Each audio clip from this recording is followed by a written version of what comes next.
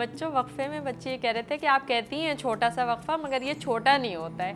تو بھائی ٹھیک ہے تھوڑا بڑا بھی ہوتا ہے تو چلتا ہے نا, اتنی مزے کی کہانی سننی ہوتی ہے تو تھوڑا سا وقفہ بھی برداشت کر لیتے ہیں, ہے نا. تو اب کہانی سناتے ہیں. اب کیا ہوا کہ اللہ تعالیٰ نے ان لوگوں کو ایک بہت مزے کی پرسکون نیند دے دی اور وہ لوگ آرام سے سوتے رہے, اور اتنے سال سو گئے کہ ان لوگوں کو پتہ بھی نہیں چلا.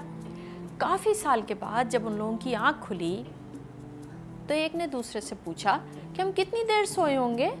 تو دوسرے نے کہا 1 دن سوئے ہوں گے یا اس سے بھی کم.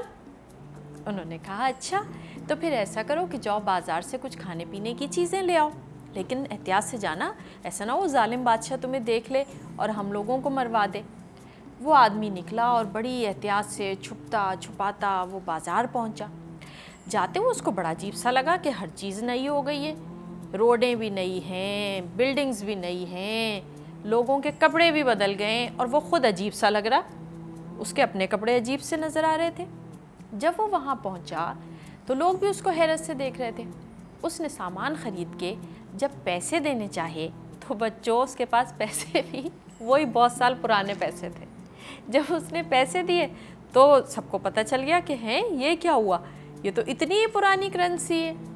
بھائی پیسے تو وقت کے ساتھ ختم ہو جاتے ہیں نا, ان کی شکل بدل جاتی ہے, چیزیں بدل جاتی ہیں. تو انہوں نے کہا کہ بھائی یہ کیا ہوا. اس نے کہا کہ اصل میں ہم لوگ اس ظالم بادشاہ کی وجہ سے غار میں جا کے چھپ گئے ہیں. تو پتہ یہ چلا کہ وہ ظالم بادشاہ تو کب کا مر چکا تھا. اتنے سال وہ لوگ سوتے رہے کہ اس میں بادشاہ بھی مر گیا تھا. تو پتہ یہ چلا کہ اب تو وہ بادشاہ مر چکا ہے اور دنیا میں اللہ کا پیغام پھیل چکا ہے. لوگوں نے ان کو بڑی خوشی سے خوش آمدید کہا اور کہا کہ بھئی آپ آئیے اور آ کے ہمارے ساتھ رہیے. اور پھر وہ لوگ جب آ گئے تو انہوں نے ان کے لیے عبادت کی ایک جگہ بھی بنا دی کہ یہاں پہ عبادت کی جائے گی. تو بچوں اس طرح وہ لوگ دوبارہ آ کے اس بستی میں رہنے لگے, اور اللہ تعالیٰ نے دکھا دیا کہ کس طرح وہ ظالم لوگوں سے دوسروں کو بچا سکتا ہے, نیک لوگوں کو بچاتا ہے, اور کیسے اللہ تعالیٰ جو چاہے وہ کر سکتا ہے. اور جب دعا کرتے ہیں تو اللہ تعالیٰ ان کی مدد بھی کرتا ہے.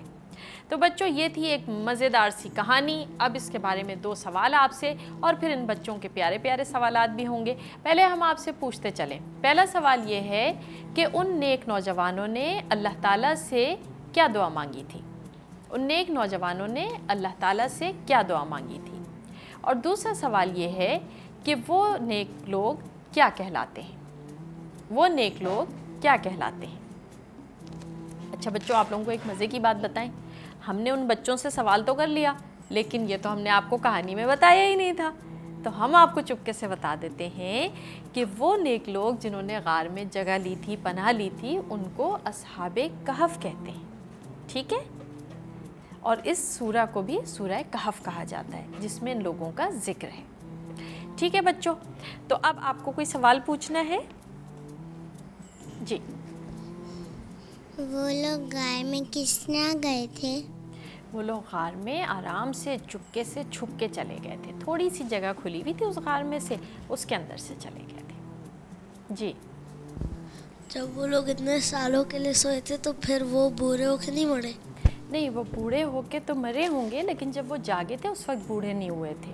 ان کی داڑیاں بڑھ گئی تھیں لمبی لمبی, لیکن اس کے بعد پھر انہوں نے زندگی گزاری, پھر وہ بوڑھے ہوئے ہوں گے, لیکن جب وہ جاگے تھے اس وقت وہ بوڑھے نہیں تھے. وہ لوگ کو پتہ کیسے چلا تھا کہ بادشاہ مر گیا ہے. جب وہ گیا اور اس نے وہاں دکاندار کو کرنسی دی اور بتایا کہ ہم اس ظالم بادشاہ کی وجہ سے چھپ گئے غار میں, تو پتہ چلا کہ وہ بادشاہ تو مر چکا ہے. نیک انسانوں کا نام کیا تھا. ان نیک انسانوں کا نام تو معلوم نہیں ہے لیکن انہیں کہتے اصحاب کہف ہیں, یعنی غار میں رہنے والے لوگ.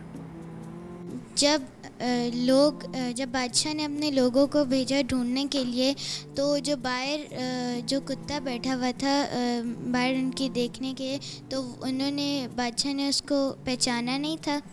کتے تو سارے ایک جیسے ہوتے ہیں اس لیے کتے کو تو نہیں پہچانا ہوگا, اور وہ باہر بیٹھا ہوا اسی لیے تھا کہ لوگوں کو یہ خیال ہو کہ اگر یہاں سے کوئی گزرتا تو یہ کتا بھونکنے لگتا, لیکن یہ کتا تو آرام سے بیٹھا ہوا ہے, اس کا مطلب ہے یہاں سے کوئی گزرا ہی نہیں ہے. جب وہ لوگ کیو میں گئے تو وہاں کیڑے اور مکوڑے نہیں تھے.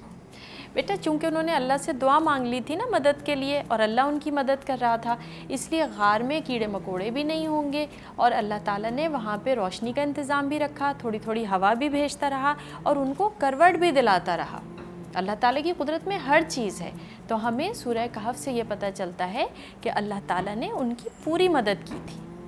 جی بچوں، آپ لوگوں کے سوال رہ گئے ہیں، ہم بالکل آپ کو بھی بتاتے چلتے ہیں۔ پہلا سوال ہم نے آپ سے یہ پوچھا تھا کہ ان نوجوانوں نے جو نیک تھے اللہ تعالیٰ سے کیا دعا مانگی تھی؟ تو ان نیک نوجوانوں نے اللہ تعالیٰ سے مدد کی دعا مانگی تھی۔ دوسرا سوال یہ تھا کہ وہ نیک نوجوان جو غار میں چلے گئے تھے انہیں کس نام سے یاد کیا جاتا ہے؟ انہیں اصحاب کہف کہا جاتا ہے۔ یہ دونوں سوالوں کے جواب ہو گئے۔ لیسن آپ جان چکے کہ اس کہانی کا لیسن کیا ہے۔ اس کہانی کا لیسن یہ ہے کہ ہمیں ظالم کے سامنے جھکنا نہیں چاہیے، اللہ کے معاملے میں ہمیں ہمیشہ بالکل واضح رہنا چاہیے، صاف رہنا چاہیے کہ اللہ تعالیٰ ایک ہے اور صرف اس کی عبادت کرنی چاہیے۔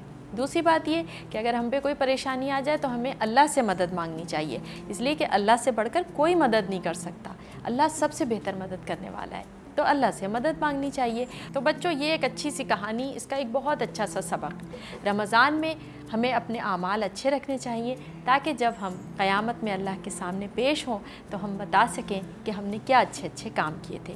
اور بچوں ہمیں تو بہت اچھے اچھے کام کرنے چاہیے، اس لیے کہ ہمارے پاس قرآن ہے اور ہم حضرت محمد مصطفیٰ صلی اللہ علیہ وآلہ وسلم کی امت ہیں، تو ہمیں تو اتنی اچھی چیزیں ملی ہوئی ہیں کہ ہمیں تو اللہ تعالیٰ کا ہر حکم ماننا چاہیے، اور ہمیں یقین ہے کہ آپ مانیں گے۔